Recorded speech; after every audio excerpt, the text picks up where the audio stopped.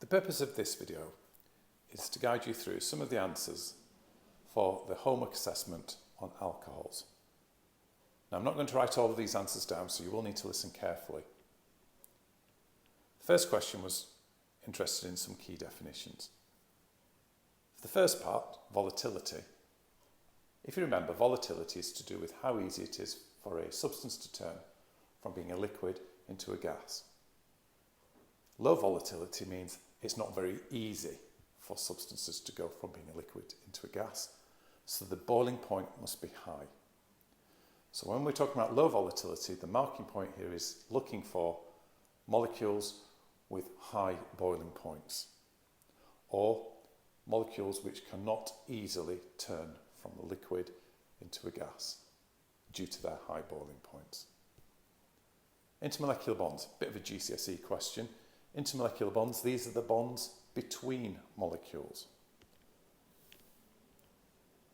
Part 2 is a much more important question, really. This is something where I will draw on the answer. We're looking for the type of intermolecular bond. Well, the moment you see an OH group inside a molecule, you should be thinking of hydrogen bonds. And then the diagram which you've been taught to do with bond polarities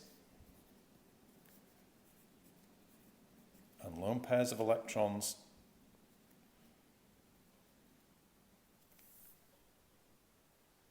The bond polarity, of course, is because oxygen is more electronegative than the hydrogen, and so the bond pair of electrons is pulled towards the oxygen atom. We've then got the lone pairs of electrons on the oxygen, and these are able to form the hydrogen bonds between the delta negative oxygen, the lone pair of electrons on that, and the delta positive hydrogen on the adjacent molecule. Now, next question is looking at whether glycerol or ethanol will have the higher boiling point. Well, looking at the structures, I can clearly see that glycerol's got more OH groups. So if there are more OH groups, there will be more hydrogen bonding between molecules of glycerol compared to between molecules of ethanol. So glycerol will have the higher boiling point. And the reason for that is glycerol has more OH groups than ethanol, so is able to form more hydrogen bonds than ethanol. In question 2, we've got a whole series of structures. First one, what's the molecular formula? Molecular formula is the actual number of each type of atom in the molecule. So looking at D, I can clearly see that D has 4 carbons and 10 hydrogens. Empirical formula is the simplest ratio of atoms. So looking at compound C, well, the first thing I would suggest you do is work out what the molecular formula is. C4, H10O2. So the simplest ratio, the empirical formula, is going to be C2H5O.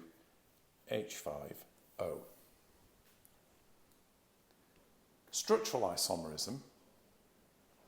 Definition of structural isomerism is molecules with the same molecular formula, but the atoms are bonded together in a different order. Or you could say that structural isomerism is molecules with the same molecular formula, but a different displayed formula. And I can clearly see when I look, if I look at B and E, same number of carbons, same number of hydrogens, same number of oxygens, but the OH group is in a different position. This is going to be butan 1-ol, whereas E is butan 2-ol. They are structural isomers. The OH group is in a different place on the carbon chain. The moment we start to talk about cis-trans isomerism, remember cis-trans isomerism is a special case of EZ isomerism. The key structural feature that we are looking for are carbon-carbon double bonds. So the answer must clearly be A and F. Now deciding which one's going to be the E and the Z isomer.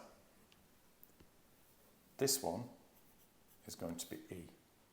And the reason, I need to look at the carbon of either side of the carbon-carbon double bond and then assign priority.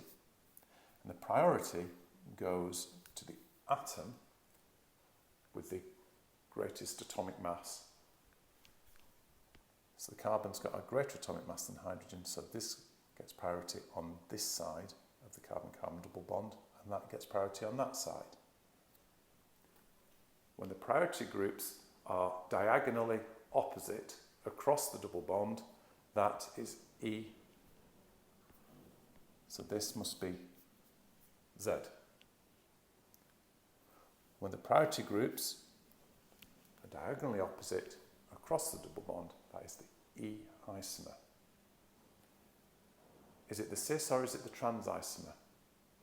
Well, cis-trans is a special case of EZ, and we use it when there is a hydrogen on one of the carbons of the carbon-carbon double bond, and there's a hydrogen on the other carbon of the carbon-carbon double bond. And when we look where the two hydrogens are relative to each other, we can see that in this case, on the E isomer, the two hydrogens are diagonally opposite across the double bond, and so we can call it the trans isomer. So the Z isomer must be the cis isomer. Now, compound E can be dehydrated. The examiners love talking about dehydrations of alcohols, and it can be dehydrated to form compound A. So we need to write a balanced equation. So dehydration is about the removal of an OH group from one carbon and a hydrogen from the adjacent carbon. Now, looking back at what A was the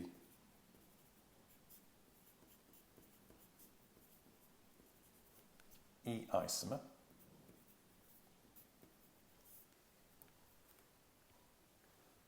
So I must also have removed a mole of water. OH comes off, a hydrogen comes off the adjacent carbon atom. Now looking at compound C, and when we dehydrate compound C, if you turn back over to the previous page, you can see that compound C has two OH groups on. So both of those OH groups will come off because on their adjacent carbon atoms there are hydrogens. So we can remove 2 moles of water in this case. So what you will form will be 2 carbon-carbon double bonds.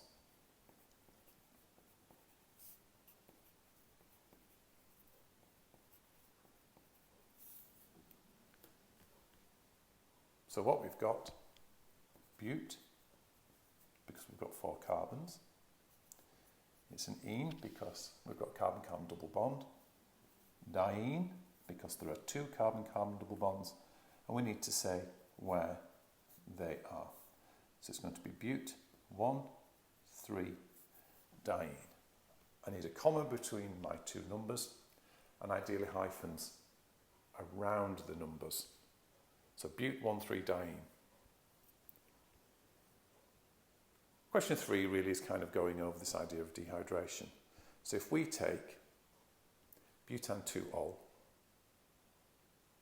and we dehydrate it, we can form 3 alkenes. So if we go back to this page, butan 2-ol, this is butan 2-ol. If I take off my OH group, I could take off either of these 2 hydrogens to form bute-2-ene. Well, I could form the trans form, or the E form, or the Z form, the cis form of bute-2-ene. So that's going to be 2 of the isomers, and they're stereoisomers of each other. Remember, stereoisomerism, molecules with the same displayed formula, but the atoms are held in different positions in space. So all of these things are bonded together in exactly the same order in both of these molecules. It's just that The two molecules, the atoms are held in different positions in space relative to each other. So that's going to be two of the structures. The third structure, if I took this OH off and then a hydrogen off the adjacent carbon atom to this side, I would be able to form but-1ene. So they will be my three structures.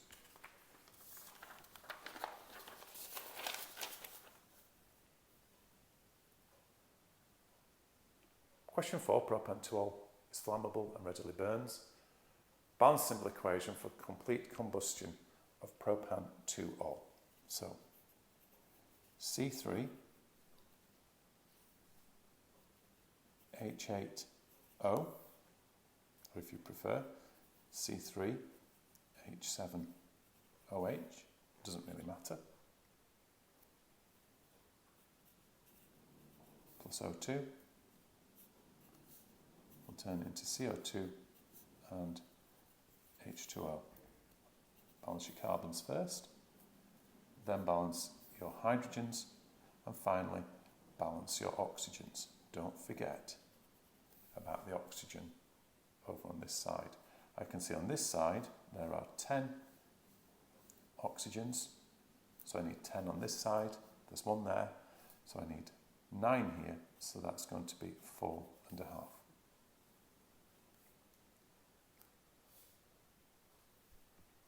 Again, question 5, really, really important A-level topic. Oxidation of alcohols. When we oxidise an alcohol, we can form either an aldehyde, a carboxylic acid, or a ketone. Primary alcohols oxidise to form either aldehydes or carboxylic acids. Which you get will depend on the reaction conditions, whether you use distillation or reflux. Secondary alcohols oxidise to form ketones. Tertiary alcohols you can't oxidise when you use this oxidising agent. You can either write acidified potassium dichromate, you could write the formulas, or you could say potassium dichromate and dilute sulfuric acid.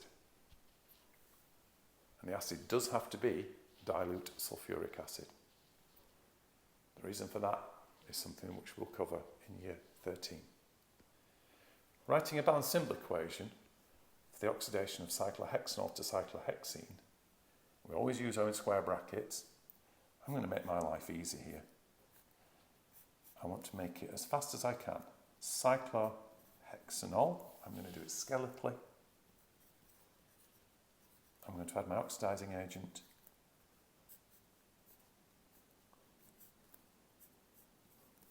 It doesn't matter where I've put my OH group, and it doesn't matter where I've put my carbon-oxygen double bond, because there's nothing else present in the ring. That oxidising agent is going to take a hydrogen off this OH group and a hydrogen off this carbon. So I will also be forming some water. Don't forget the water. That's one of the things that people typically forget on the A-level paper. Now, in question 6, we've got the two diagrams for distillation and for reflux. Ethanol is a primary alcohol, so you can either, if you do a distillation, oxidise it to form the aldehyde, ethanal, or if you do a reflux, you can oxidise it with extra oxidising agent, 2 lots compared to 1 lot. You can oxidise the ethanol all the way up to the carboxylic acid, ethanoic acid. We've got some boiling points of ethanol, of ethanal, and of ethanoic acid. Now it says, if we use the distillation equipment, why is the organic product likely to be ethanal? Well, I can clearly see that ethanal has a really, really low boiling point, much lower than the ethanol. So as you start to heat up this mixture in the water bath at 60 degrees C, and the ethanol starts to form, so the ethanal starts to form, the ethanal will vaporise as it turns into a gas, it's able to escape out through this condenser where it is condensed back into the liquid. So why is the organic product likely to be ethanal? Well, ethanal has a much lower boiling point than ethanol, and in a distillation the ethanol vapours are able to escape. 2 marking points, 2 reasons. One to do with the boiling point. Ethanol has a much lower boiling point than ethanol, and the ethanol vapours are able to escape out in a distillation, be condensed and are collected elsewhere. Now, in figure 2, in the reflux over here, why is the organic product likely to be ethanoic acid? Well, when the ethanol is oxidised, reflux is about the idea of continual heating with vapours being condensed and returned back into the reaction vessel in order to undergo further oxidation. So in this case, the ethanol is being oxidised. Now, as it is oxidised, it's forming ethanal, but again, it doesn't matter. The ethanol is being returned back into the reaction vessel for further oxidation to occur. So, the vapours aren't able to escape out anywhere. The vapours are continually being returned back into the reaction vessel so that further oxidation can occur.